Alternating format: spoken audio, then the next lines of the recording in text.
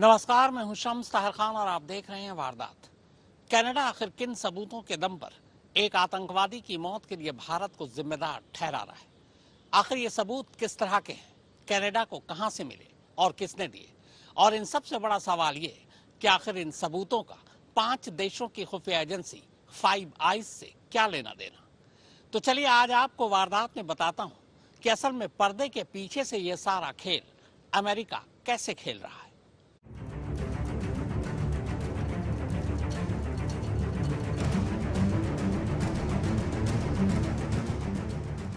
Canada के सरे में खालिस्तानी आतंकी हरदीप सिंह निज्जर की हत्या 18 जून 2023 को हुई।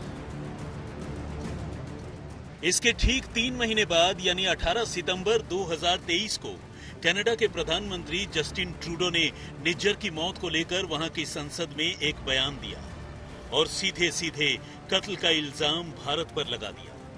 सवाल यह है कि 3 महीने तक निज्जर की मौत पर आखिर ट्रूडो चुप क्यों रहे और अचानक 3 महीने बाद ऐसा क्या हो गया कि ट्रूडो को निज्जर के कत्ल के पीछे भारतीय एजेंसियों का हाथ नजर आने लगा।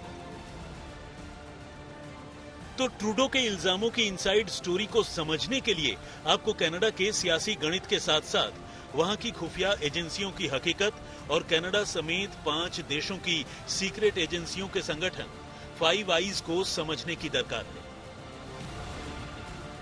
सूत्रों पर यकीन करें तो ट्रूडो की इस बयानबाजी के पीछे इसी जासूसी संगठन फाइव आइज का एक ऐसा इनपुट है जिसकी बदौलत ट्रूडो ने भारत पर यह इल्जाम लगाए। फाइव आइज वो खुफिया संगठन है जिसमें अमेरिका और कनाडा के अलावा इंग्लैंड, ऑस्ट्रेलिया और न्यूजीलैंड की सीक्रेट एजेंसियां एक दूसरे के साथ खुफिया जानकारी शेयर करती हैं। अब तक तो ये समझा जा रहा था कि शायद कनाडा की खुफिया एजेंसियों ने निज्जर की हत्या के सिलसिले में अपनी किसी तफ्तीश के बाद फाइव आइज के साथ कोई इनपुट शेयर की होगी, लेकिन अब जो कहानी सामने आई है वो थोड़ा हटकर है। न्यूयॉर्क टाइम्स की एक रिपोर्ट के मुताबिक फाइव आइज के पार्टनर अमेरिकी खुफिया एजेंसियों ने ही कनाडा से खालिस्तानी आतंकी हरदीप सिंह निज्जर की हत्या में भारतीय एजेंसियों का हाथ होने की जानकारी साझा की थी और ये दावा खुद अमेरिका ने ही किया है। 18 जून को हरदीप सिंह निज्जर की अज्ञात बंदूकधारियों ने गुरुद्वारे की पार्किंग में गोली मारकर हत्या कर दी थी। वारदात के बाद रॉयल कैनेडियन माउंटेड पुलिस यानी आरसीएमपी ने मामले की जांच की थी और शुरुआती जांच में आरसीएमपी ने इसके पीछे किसी विदेशी हाथ होने की बात से इनकार किया था। यह और बात है कि कनाडा में बैठे खालिस्तान समर्थक इसके पीछे विदेशी हाथ होने की हवा बनाने में लगे थे, लेकिन अब फाइव आइज के हवाले से अमेरिका ने निज्जर की हत्या को लेकर जो बात कही है उसने ट्रूडो की बयानबाजी के पीछे का सच उजागर कर दिया है। फाइव आइज के जरिए अमेरिकी एजेंसियों की ओर से कनाडा को निज्जर की मौत से जुड़ी जानकारी शेयर करने की बात की पुष्टि करते हुए कनाडा में अमेरिकी राजदूत डेविड कोहेन ने कहा कि ये अमेरिकी इनपुट ही था जिसकी बदौलत पीएम ट्रूडो ने संसद में निज्जर की मौत को लेकर अपना बयान दिया। यानी इस दावे के मुताबिक ट्रूडो के बयान के पीछे अमेरिका और उसकी खुफिया एजेंसियों की भूमिका है और ये बात खुद अमेरिका स्वीकार कर रहा है। सूत्रों की माने तो अमेरिकी एजेंसियों ने यह स्वीकार किया है कि उन्हें निज्जर की हत्या को लेकर इस वारदात के होने से पहले कोई जानकारी नहीं थी। अमेरिकी सूत्रों का कहना है कि नियमित रूप से अपने फाइव आइज के साथियों के साथ वो ऐसी खुफिया जानकारी शेयर करता है।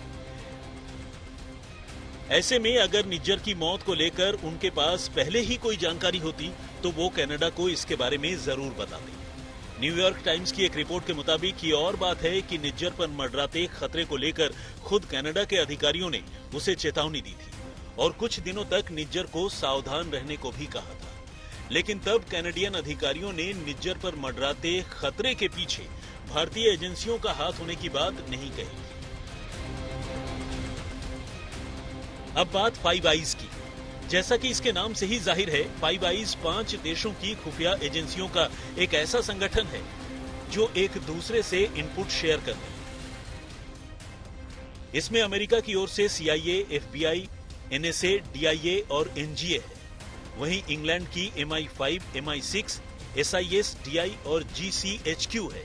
कनाडा की एजेंसी CSIS, RCMP, CFINTCOM और CSE है। न्यूजीलैंड की NZSIS, DDIS और GCSB है और ऑस्ट्रेलिया की ASIS, ASD, ASIO, AGO और DIO इसका हिस्सा है।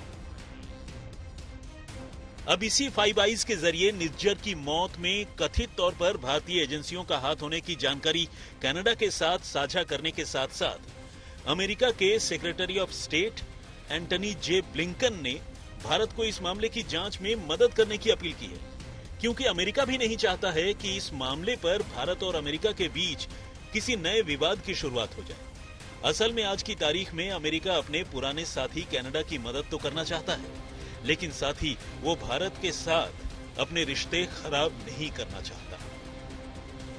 I suspect that the United States doesn't want to be pinned in the corner to choose between two friends, but if we have to choose between two friends, increasingly we're going to choose India on this matter simply because Najjar was a terrorist and India is too important, our relationship is too important.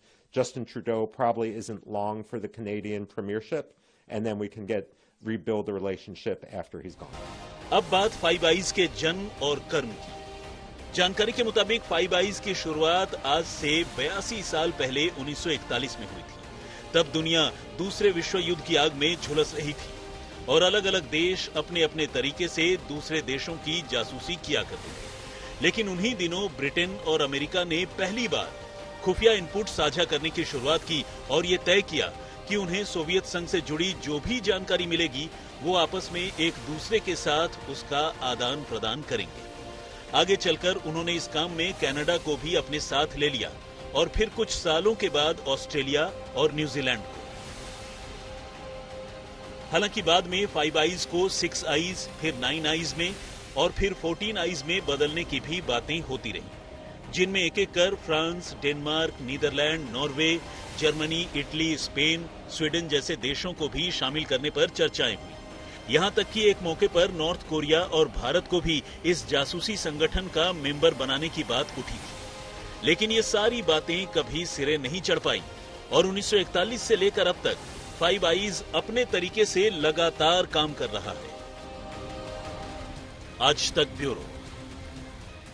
निज्जा की मौत की आड़ में खालिस्तानी समर्थक Canada की सरजमीन से एक बार फिर से भारत के खिलाफ जहर उगलने का काम कर रहे हैं और जो लोग ऐसा कर रहे हैं उनमें से एक नाम है पन्नू का। ये वही पन्नू है जिसने एक बार कनाडा में ही रह रहे भारतीय हिंदुओं को कनाडा छोड़ देने की धमकी दी थी। एनआईए ने पन्नू की पंजाब के अमृतसर और चंडीगढ़ में मौजूद संपत्तियों को जब्त कर लिया है। अमेरिका में रहने वाले पन्नू की जो संपत्तियां पंजाब में जब्त की गई हैं, उनमें अमृतसर जिले के बाहरी इलाके में मौजूद उसके पैतृक गांव खानकोट में 46 कनाल कृषि भूमि और चंडीगढ़ के सेक्टर 15C में मौजूद उसका मकान शामिल है। जब्ती के मुताबिक अब उस पर पन्नू का अधिकार खत्म हो चुका है और संपत्ति सरकार की है। इससे पहले 2020 में भी उसकी संपत्तियां कुर्क कर ली गई थी, जिसके मुताबिक वो संपत्ति को बेच नहीं सकता था। लेकिन इस नए कदम के बाद पन्नू ने संपत्ति का मालिकाना हक ही खो दिया है। पन्नू की ये तमाम संपत्तियां एनआईए की मोहाली कोर्ट के आदेश पर जब्त की गई। एनआईए ने बाकायदा कोठी के बाहर बोर्ड लगाकर क्लियर कर दिया है कि इस संपत्ति पर अब पन्नू का कोई अधिकार नहीं है और अब ये एक सरकारी संपत्ति है। मोहाली में 2020 में दर्ज एक मामले में पन्नू को भगोड़ा घोषित किया गया है। कनाडा में एक नई चीज देखने को मिली है और वो है खालिस्तानी समर्थक और गैंगस्टरों के बीच बढ़ती दोस्ती। अर्श ढल्ला ऐसे ही एक शख्स है जो है तो गैंगस्टर, लेकिन कनाडा पहुंचने के बाद खालिस्तानी समर्थकों के लिए भी वो काम कर रहा है। पहले खालिस्तानी आतंकी हरदीप सिंह निज्जर की मौत और उसके बाद गैंगस्टर सुक्खा दुनुके की हत्या।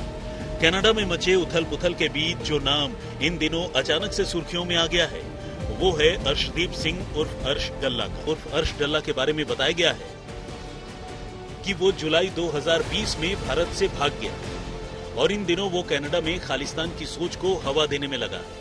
अर्श डल्ला का killing record Khalistan tiger force के चीफ रहे हरदीप सिंह निज्जर से भी बड़ा है। खबरों के मुताबिक अर्श कनाडा के सरे शहर में अपनी पत्नी और बेटी के साथ रहता है। पंजाब से फरार होकर कनाडा में बैठे खालिस्तानी आतंकी अर्श डाला ने पाकिस्तानी खुफिया एजेंसी आईएसआई के साथ साथ पाकिस्तान में मौजूद आतंकी संगठन लश्कर-ए-तोयबा के साथ भी हाथ मिला लिया है। इस बात का खुलासा दिल्ली पुलिस स्पेशल सेल ने चार्जशीट के जरिए किया है। दरअसल जनवरी में दिल्ली में राजकुमार नाम के एक शख्स की गला रेत कर हत्या की गई थी। उस मामले में नौशाद और जगजीत को स्पेशल सेल ने गिरफ्तार किया था। दोनों ने पूछताछ में बताया था कि अर्श डल्ला ने दोनों को टास्क दिया था कि आरएसएस लीडर, किसी धार्मिक नेता और पंजाब में शिवसेना के एक लीडर की हत्या करनी है। अपनी वफादारी साबित करने के लिए दोनों ने दिल्ली में राजकुमार की हत्या की और उसका वीडियो अर्श डल्ला को भेजा था। अर्श मूल रूप से पंजाब के मोगा जिले के डल्ला गांव का रहने वाला है। वो कई संगठित आपराधिक वारदात में शामिल रहा है। वो खालिस्तान टाइगर फोर्स और इंटरनेशनल सिख यूथ फेडरेशन समेत कई उग्रवादी संगठन के साथ जुड़ा है। उसका पासपोर्ट जालंधर से 1 सितंबर 2017 को जारी किया गया था, जो 31 अगस्त 2027 तक वैध है। अर्श डल्ला 2020 में सक्रिय हुआ। एजेंसियों के मुताबिक वो आतंकी मॉड्यूल को खड़ा करने, सीमा पार से हथियारों की सप्लाई करने और पंजाब में टारगेट किलिंग करवाने में शामिल रहा है। लेकिन अब वो पूरी तरह से हिंदुस्तान की खुफिया एजेंसियों के रडार पर आ चुका है। 20 सितंबर सुबह 9 बजे कनाडा के विनिपेग सिटी की इस आलीशान कोठी के फ्लैट नंबर 230 में 3 हमलावर दाखिल होते हैं और सुखदोल सिंह उर्फ सुखा की गोली मारकर हत्या कर देते हैं। हमलावरों का मकसद मैसेज देना भी था। इस वजह से कोठी की दीवारों पर भी गोलियां चलाई गईं। आज तक को सूत्रों के हवाले से जानकारी मिली है कि इसी कोठी में इंडियाज का मोस्ट वांटेड टेररिस्ट अर्श डाला भी रहता था, जो कुछ दिन पहले ही इस फ्लैट से कहीं और मूव हो गया था। हमलावरों का मकसद अर्श डाला की भी हत्या करना था। अरविंद ओझा, दिल्ली, आज तक। तो वारदात में फिलहाल इतना ही, मगर अब सिर्फ देश ही नहीं बल्कि दुनिया के हर देश की क्राइम की खबरें आप देख सकते हैं यूट्यूब चैनल पर, क्राइम तक इंटरनेशनल। तो यूट्यूब पर जाएं और क्राइम तक INT टाइप करें और इस चैनल को सब्सक्राइब करें। तो वारदात में फिलहाल इतना ही, लेकिन देश और दुनिया की बाकी खबरों के लिए आप देखते रहिए आज तक।